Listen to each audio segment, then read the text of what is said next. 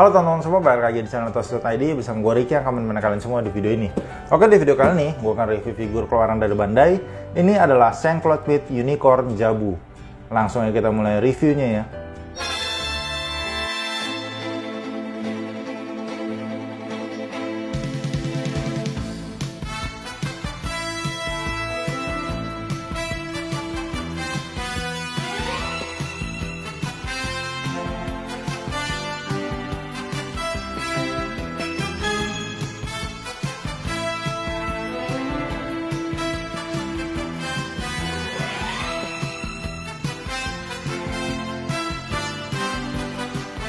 Teman-teman, ini adalah Unicorn Jabu, salah satu bronzen di serial animenya yaitu Saint Seiya. Jabu ini sering disebut sebagai minor bronzen karena ya emang tokohnya itu nggak terlalu penting dan jarang muncul. Di awal cerita Saint Seiya, sebenarnya Jabu ini masih sering muncul ya di Galaxian War saat melawan Andromeda Sun. Tapi setelah itu, di chapter Goldsen, Asgard, Poseidon, maupun Hades, Jabu ini bersama dengan minor bronzen lainnya lebih sebagai karakter pendukung aja. Kalau mereka muncul, biasanya para minor bronzen ini lagi jagain Athena, atau lagi jagain Sanctuary, atau di chapter Hades, mereka itu jagain kakaknya Seiya, yaitu si Seika. Lanjut teman-teman, kita mulai bahas dari figur ini. Ini adalah figur Saint-Cloud yang dibuat oleh Bandai. Dan untuk kalian yang ingin mau beli sekarang, untuk harga itu kurang lebih di harga 800 ribuan. Karena emang sekarang tuh udah cukup jarang sih figurnya. Lanjut kita mulai bahas dari bagian boxnya. Untuk box di bagian depannya ini kita bisa melihat figurnya dari Unicorn Jabu. Dan ada Jabunya juga ya yang ada di animenya. Di bagian atas ada logo Saint Seiya, di bagian bawah ada logo Bandai, Saint-Cloud, dan untuk figur ini itu dirilis di tahun 2005. Jadi emang udah cukup tua sih figurnya. Di bagian sampingnya ini ada gambar dari unicorn ya. Dan ada tulisan Saint-Cloud dan ada tulisan Unicorn Cloud. Di bagian belakangnya ini adalah box artnya si Unicorn Jabu sedang melakukan jurusnya yaitu Unicorn Galop dan berbagai macam gimmick-gimmick yang kita bisa lakukan di figur ini. Terus juga di sini ada objeknya juga. Di bagian samping lagi sama seperti bagian tadi ya. Jadi ini ada lambang dari unicorn. Terus di bagian atasnya seperti ini dan di bagian bawahnya seperti ini. Di boxnya kita juga bisa buka ya. Jadi kita bisa melihat isi dalam figurnya seperti apa. Lanjut teman-teman, kita langsung buka aja isi box dari figur ini. Nah teman-teman, untuk dalam boxnya ini kita dapat 2 blister ya dan 1 buah manual book. Untuk di blister pertama ini kita dapat figurnya dari Unicorn Jabu dan berbagai macam armor ya, mulai dari armor kepala, tangan dan juga kaki. Untuk rambutnya ini juga ada rambut pengganti untuk memasang armor kepalanya. Terus lanjut untuk di blister kedua. Di blister kedua ini kita dapat kerangka dari objeknya ya. Jadi kerangkanya itu adalah unicorn nih. Terus ada armor bagian badan, bahu, dan juga ada bagian roknya. Untuk parts tangan penggantinya kita juga dapat di sini. Total untuk parts tangan yang kita bisa ganti adalah 3 pasang. Jadi ada ngepel normal, terus ada yang ngebuka sedikit, dan juga ada yang ngebuka lebih lebar lagi gitu. Terus di sini yang pasti kita dapat manual book. Ini adalah panduan bagaimana cara mengganti atau memasang armor ke bagian objek dan juga ke bagian figurnya. Jadi untuk manual booknya kurang lebih seperti ini. Oke teman-teman, jadi itu aja di dalam boxnya. Kita dapat manual book dan 2 buah blister di sini. Dan langsung aja kita lihat objek dari Unicorn Jabu ini.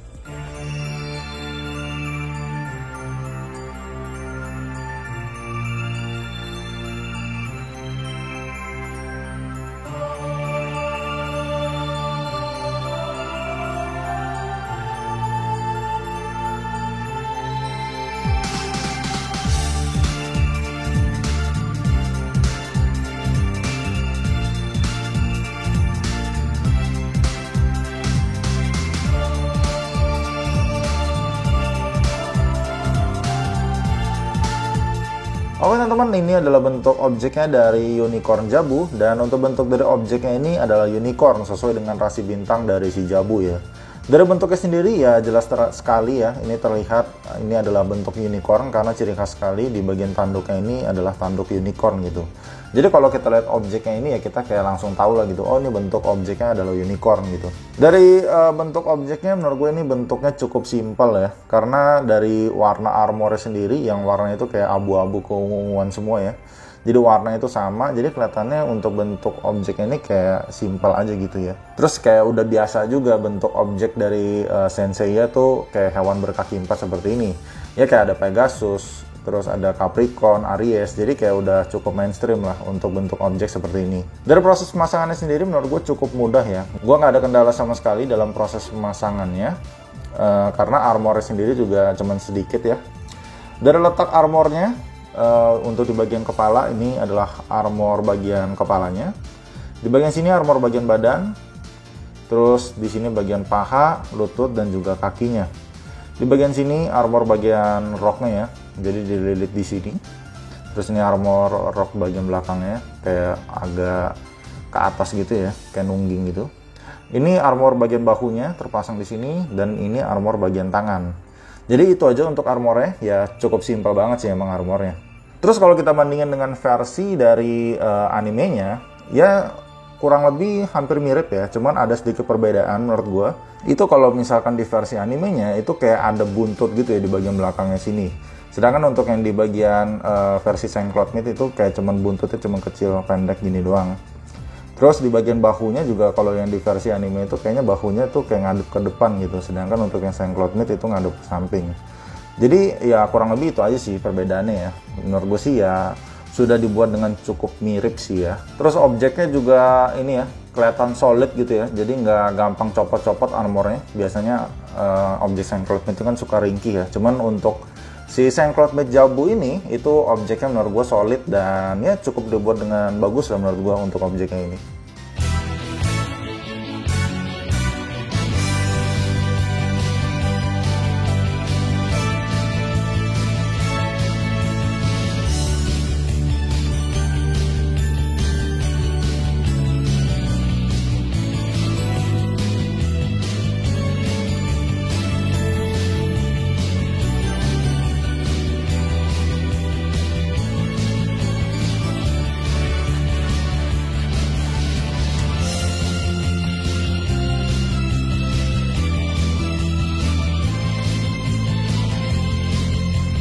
Teman-teman, ini adalah figura dari Saint-Claude Myth Unicorn Jabu yang sudah terpasang lengkap dengan armornya semua. Dan kita mulai bahas dari penampakan dan detail dari figura dulu. Dari penampakan figura sendiri, menurut gue sih ini penampakannya kayak kurang proporsional gitu ya. Dari bagian armornya sendiri kayak kegedean, dan untuk di bagian badannya kayak kekurusan gitu. Jadi kayak agak sedikit kurang proporsional aja gitu. Untuk di bagian armor badannya itu kayak sedikit kegedean. Terus untuk di bagian kakinya, gue agak kurang suka untuk di bagian pahanya ini, karena di bagian pahanya itu kayak terlalu ke atas gitu ya. Sedangkan di sini jadi kelihatan warna kulitnya atau warna bagian celananya, ungu-ungunya gitu. Harusnya kan kayak dia seperti ini ya. Harusnya kan kayak gini nih biar bagus. Cuman kalau kita ini kan dia jadi kayak kendor gitu. Kalau misalkan dia mau kenceng, jadi dia harus ke atas seperti ini. Jadi kayak agak aneh aja gitu kalau dilihatnya, dan kurang bagus menurut gua. Terus untuk bagian helmnya juga, helmnya kayak sedikit kebesaran gitu ya, atau palanya yang kekecilan sih gitu ya. Jadi kalau dilihat dari jauh itu kayak ya palanya kayak kelihatan kecil gitu. Dari face sculpt-nya juga, ini face sculpt-nya masih kurang mirip menurut gue dengan si Jabu. Tatapannya agak sedikit aneh gitu, dan di bagian bibirnya juga masih aneh gitu. Jadi ya dari face sculpt-nya juga ya masih kurang bagus ya. Terus warna cat dari Minor Bronzen ini, jadi warna catnya itu kayak berbeda sendiri gitu, Minor Bronzen ini. Warna catnya dia kayak warna doff gitu ya, bisa kalian lihat. Warna ungu itu kayak warna doff dan nggak terlalu mengkilat gitu, seperti yang Saint-Claude Myth yang lainnya. Kalau Saint-Claude Myth yang lainnya itu kan jelas sekali itu kayak mengkilat-mengkilat gitu ya, atau lebih kinclong gitu. Sedangkan untuk yang Minor Bronzen ini ya warnanya doff aja gitu. Cuman untuk kelebihannya, untuk warna cat seperti ini, menurut gue sih ini kayak lebih awet gitu ya. Jadi kayak nggak gampang lotok. Ya, contohnya ini aja figur udah cukup tua kan sebenarnya figurnya. Cuman ini masih mulus-mulus aja gitu warna catnya, nggak ada yang ngelotok sama sekali. Lanjut untuk artikulasinya, untuk di bagian kepala ini kita bisa nengok kanan kiri ya, atas bawah. Jadi ya cukup fleksibel untuk bagian kepalanya. Terus armor bahunya bisa gerak-gerak atas bawah doang. Terus tangannya bisa kita majuin ke depan, ke belakang. Cuman ini nggak bisa terlalu banyak karena terhalang oleh bahunya. Dan ini cukup gampang lepas bagian bahunya ini. Terus ini kita bisa nekukin sedikit seperti ini. Terus di bagian tangannya bisa gerak-gerak. Bagian dadanya bisa muter-muter ya, dari bagian perutnya juga. Bagian kakinya bisa maju ke depan, terus bisa ke samping, dan bisa nekuk seperti ini.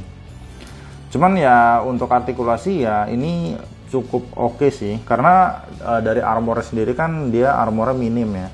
Jadi untuk pergerakan artikulasinya itu lebih leluasa, kecuali untuk di bagian tangannya menurut gue masih sedikit terbatas sih untuk artikulasinya. Terus lanjut untuk bagian armornya, untuk di bagian kepala ini terbuat dari plastik ya. Di bagian bahunya ini terbuat dari besi, bagian badan juga besi, bagian tangan besi, di bagian roknya, di bagian depan ini terbuat dari plastik, cuman untuk di bagian engselnya atau tali pinggang ini terbuat dari besi.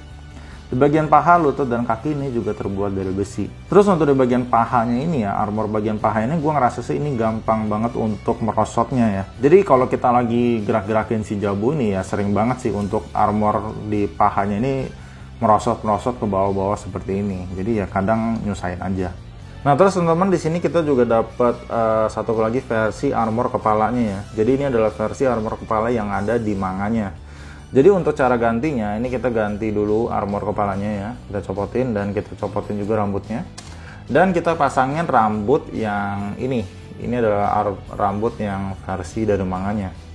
Tinggal kita masukin aja gitu ke bagian kepalanya ya. Tinggal kita masukin dan kita pasangin untuk di bagian armor kepalanya seperti ini. Cuman ya agak-agak susah juga ya. Nah, kalau sudah terpasang kurang lebih seperti ini. Kalau gue sih, gue lebih suka dia menggunakan armor yang versi manga ini sih, karena dia lebih kelihatan gitu bagian rambutnya ya. Jadi kayak lebih keren aja gitu. Kalau untuk yang pakai helm itu rambutnya nggak kelihatan sama sekali, jadi kayak kelihatannya kayak lebih culun gitu ya. Kalau ini kayak lebih keren aja gitu, karena ada sculpt dari rambutnya yang membuat dia lebih bagus gitu untuk mukanya.